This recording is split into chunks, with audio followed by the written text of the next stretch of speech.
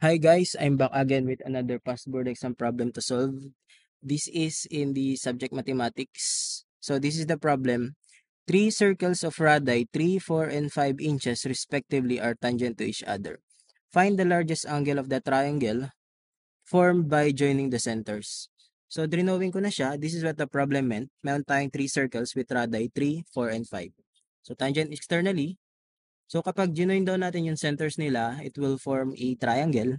So ang tanong, what is the largest angle of the triangle?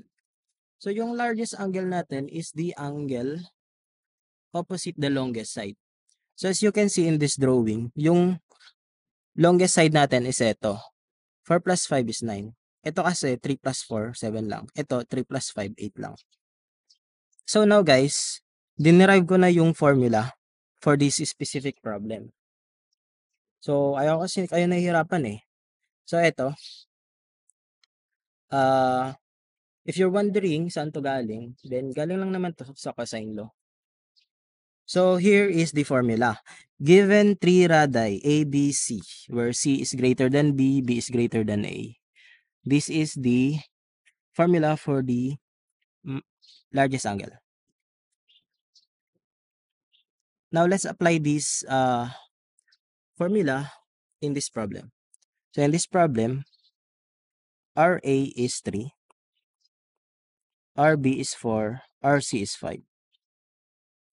So now, let's calculate the largest angle. So A plus B, 7. A plus C, 8. B plus C, 9.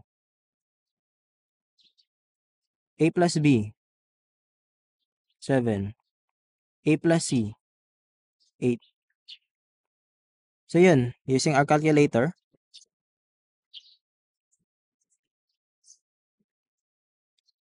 seven squared plus 8 squared minus 9 squared all over 2 times 7 times 8. Yan. 73.39. Or gawin na natin 73.4 degrees. So ingat lang tayo, dapat naka-degree mode tayo. So that's all for this video guys. Our answer is 73.4 degrees, letter B. Now, thank you guys for watching. Help my channel bro by subscribing. And see you in the next one. Pasensya na kung maingay yung background. Nandito lang kasi ako sa labas eh. Thank you again.